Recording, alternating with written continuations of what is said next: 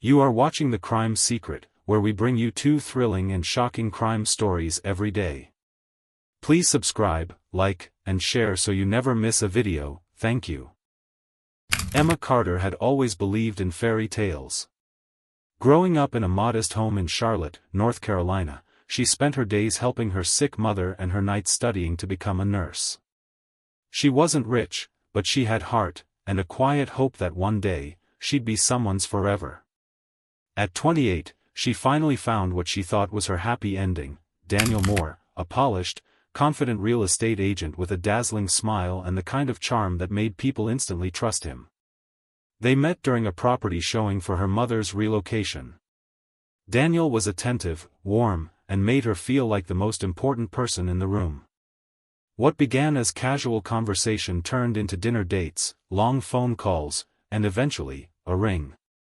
When he proposed to her at a rooftop restaurant with her favorite string quartet playing in the background, she thought it was fate. Everything felt right. The wedding was straight out of a magazine. Ivory roses, an open-air vineyard, soft jazz playing as vows were exchanged under golden twilight. Friends and family cheered as Emma and Daniel danced their first dance, a perfect swirl of lace and tuxedo under fairy lights. Emma glowed with happiness, believing she had finally found the one person who would never let her down. She remembered looking into his eyes during their vows and thinking, "This is my forever." People cried at the beauty of it all, how 2 seemingly good souls had found each other in such a chaotic world. Social media was flooded with perfect snapshots, the kiss, the cake, the sparkle of Emma's dress. To everyone watching, it looked like the beginning of a lifelong love story. But within that perfect frame, something was off, a shadow lurking in the corner of their new life together. On their honeymoon in Aspen, Emma noticed small things. Daniel took more phone calls than usual. He often turned his phone face down when he wasn't using it. He excused himself during dinner to check work emails, disappearing for long stretches. Still, she brushed it off. They had just gotten married. Maybe he was just stressed. Maybe she was imagining things. Her friends always told her she had a habit of overthinking, of seeing problems where there were none. So she chose to believe in the man she married. She told herself that fairy tales sometimes had rocky starts. She had no idea that her happy ending had never really begun. Everything changed on the 4th day of their honeymoon. Daniel was in the shower when his phone buzzed. Emma, without thinking, glanced at the screen. One message changed everything. It was from a name she knew all too well, Ava Jennings. A friend from nursing school. The message was short, flirtatious, and far too familiar. Her hand shook as she unlocked the phone and scrolled through hundreds of messages, pictures, plans, secret meetings. Her new husband had been in a long-term affair with a woman Emma had once called her sister. The betrayal wasn't a mistake. It was ongoing. And it had followed her all the way to her wedding day. The fairy tale was over. Emma didn't cry. Not at first. She stared at the screen, heart pounding, fingers numb. Message after message confirmed what she didn't want to believe. This wasn't a fling. It was a relationship that had lived in the shadows for years. Ava wasn't just a mistake, she was a secret that had been carefully hidden, then paraded in plain sight. Emma had invited her to the wedding. She'd even helped Ava find a seat close to the front, thinking it was the right thing to do for an old friend. The betrayal cut deeper knowing she had welcomed her enemy without knowing it. Emma sat frozen on the edge of the bed, Daniel's phone still glowing in her hand, the steam from the bathroom curling into the room like a ghost. When he walked out minutes later, towel around his waist, humming like nothing was wrong, Emma looked up at him and smiled. It was the same smile she had given him 100 times before, only now it meant something entirely different. Inside, her world had ruptured, but on the outside, she looked untouched. That's when the idea began to form, not fully, not clearly, but enough. Enough to know this wouldn't end with silence. The days that followed passed slowly. Emma returned home with Daniel, playing the part of the newlywed wife. She cooked, cleaned, and laughed at his jokes. He seemed relieved, maybe even proud of how smooth things had gone. He had no idea she knew. No clue that every move he made was being watched. Emma started to memorize his schedule. She noted when he left the house, when he texted Ava, when he slipped into another room to take calls he thought she couldn't hear. She didn't confront him. She didn't ask why. She simply observed, quiet and patient. Every moment alone was spent gathering evidence. She transferred the texts and photos to a hidden drive, recorded call logs, even took screenshots of Ava's social media activity. She pieced together a timeline of betrayal that stretched back almost 2 years. She learned they had taken trips together. He had bought Ava jewelry. He had spent nights with her during what he claimed were business trips. Worst of all, he had told Ava he would leave Emma after the wedding. That it was just for show. A way to settle finances and look good for family. Emma read those words over and over, each time feeling something inside her slip further away. It wasn't just betrayal. It was humiliation. She began to sleep less. Eat less. Her body moved on autopilot, but her mind was sharpening like a blade. No one noticed. Friends texted to ask how married life was. She responded with heart emojis and happy updates. On the outside, she was still the radiant bride. But inside, Emma Carter was gone. Something colder had taken her place, something methodical, patient, and willing to wait for the perfect moment to strike. Emma's transformation was invisible to the outside world. She smiled at neighbors, wore her wedding ring proudly, and posted carefully chosen pictures from the honeymoon. To anyone watching, she was living in newlywed bliss. But inside her home, and inside her mind, something much darker was unfolding. Each day was a study in control. She spoke little, listened more, and catalogued every lie Daniel told. Each excuse, each last-minute cancellation, every moment he thought he was being clever, she saw it all and stored it like ammunition. She kept her routines predictable. Woke up early, packed his lunch, kissed him goodbye, and waved from the front porch. But once he drove away, her day began. She installed software on his laptop that allowed her to monitor his activity. She learned about secret email accounts, hotel reservations, and messages sent through encrypted apps. She wasn't just watching him now, she was predicting him. There was nothing he could do that surprised her anymore. Emma had become something more dangerous than angry. She had become calculated. At night, while Daniel slept beside her, she would lie awake staring at the ceiling.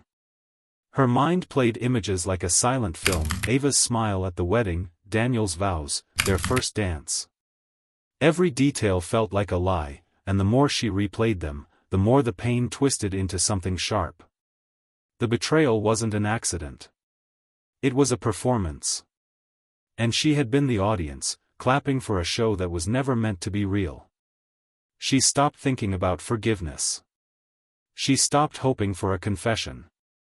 What she wanted now wasn't an apology, it was control. She began to read obsessively, not about love or healing, but about chemicals, methods, and consequences. Her nursing background gave her an advantage. She understood the body, knew how it reacted, how long it took for certain substances to take effect. She wasn't reckless. She wasn't emotional. She was exact. Her research became her ritual, hidden in code words and encrypted folders, nothing that would raise suspicion. Emma didn't want them to suffer in a dramatic way. She wanted quiet. Clean. A conclusion with no witnesses.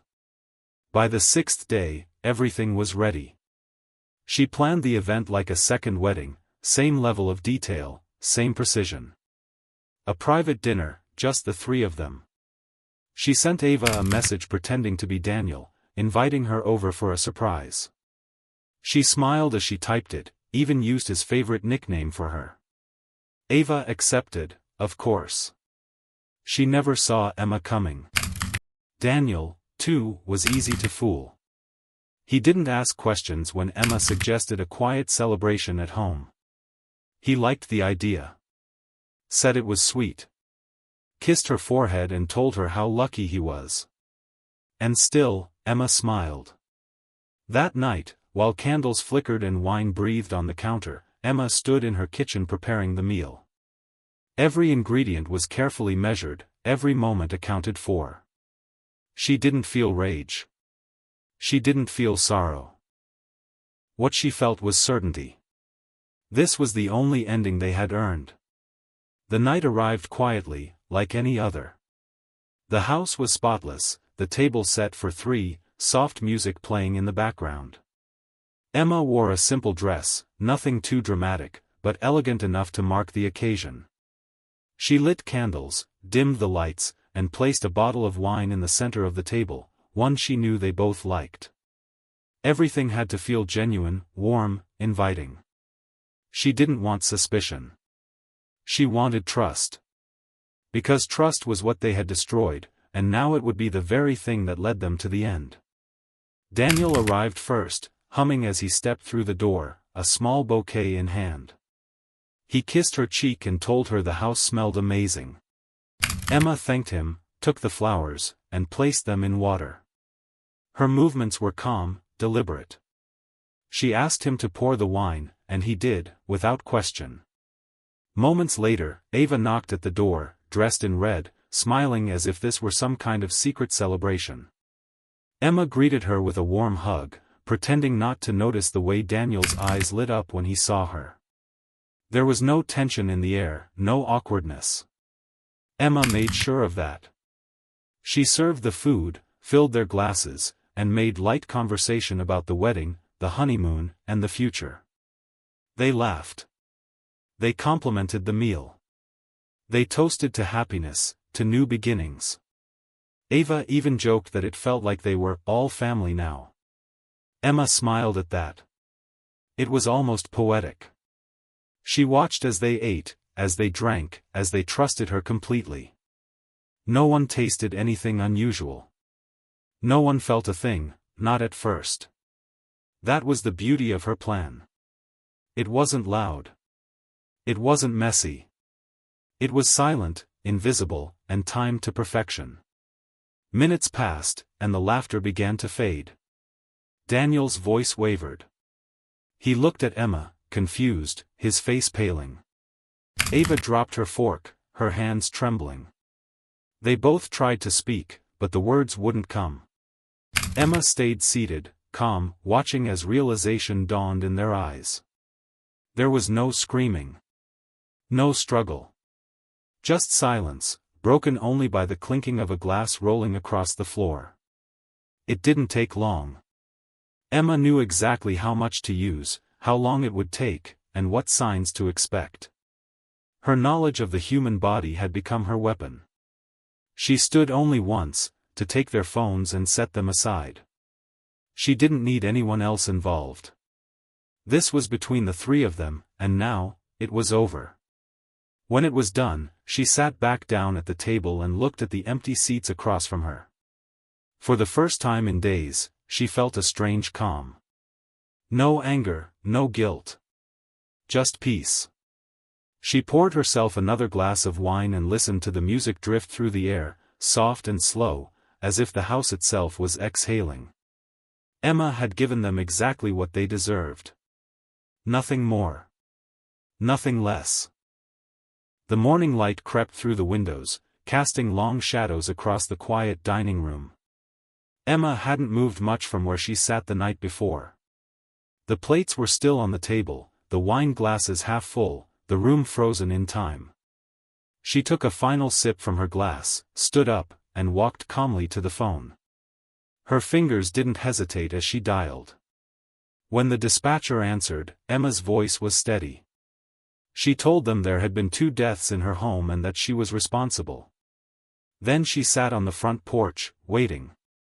The sirens came slowly, slicing through the stillness of the morning. Neighbors peeked through curtains, some stepping onto lawns, confused and curious. Emma didn't look at them. She kept her eyes ahead, hands folded in her lap. The officers approached cautiously at first, but she didn't resist.